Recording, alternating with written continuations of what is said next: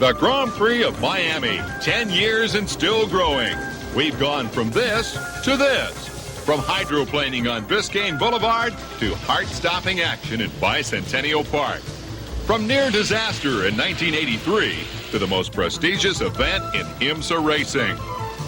What waterlogged fan, driver, or pit crew member would have believed the Grand Prix of Miami would have survived beyond 1983, the event's inaugural year?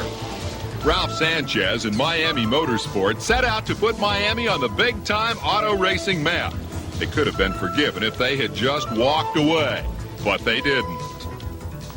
Well, I remember prior to the race, one of the biggest concerns that I had is, first of all, I had a lot of anxiety.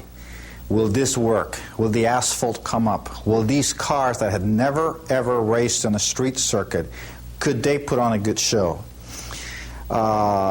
The weather was secondary because I couldn't do anything about the weather, but I remember thinking to myself, is this going to work? Is this track too tight for these cars? After the Saturday practice and Saturday qualifying, that we saw that yes, the track was going to hold up, and these cars were able to go around the track and so on, and they were able to put on a good show. Then came the problem with the rain, anxiety. But there was nothing I could do about the rain, so I wasn't going to worry about the rain. It rained, and we looked forward. Right on that Sunday, I started focusing on the following year's event. February is supposed to be a dry month in Miami, a good time to run IMSA's first race through the streets of a city, and the track remained dry for the Saturday GTU race.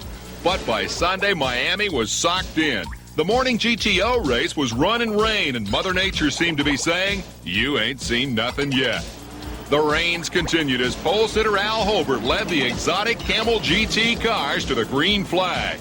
Drivers quickly realized they couldn't come close to the 200-mile-an-hour straightaway speeds they were accustomed to running.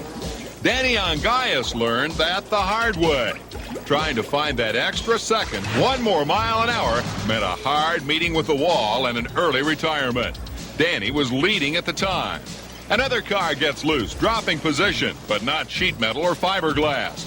The rains fell harder, and the Grand Prix became not so much a race as a matter of survival.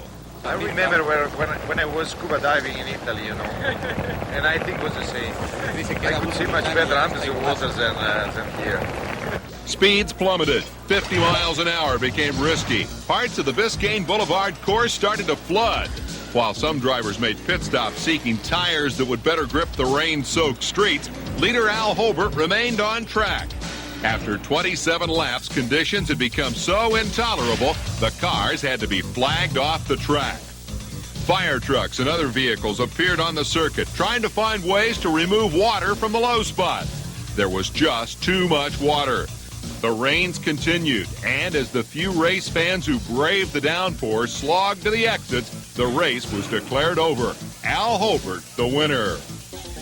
Although Miami Motorsports lost well over $1 million on the first Grand Prix, the full purse, including a record $50,000 for first place, was paid. And that certainly impressed IMSA officials and the racing teams. But would the Grand Prix of Miami be back in 1984?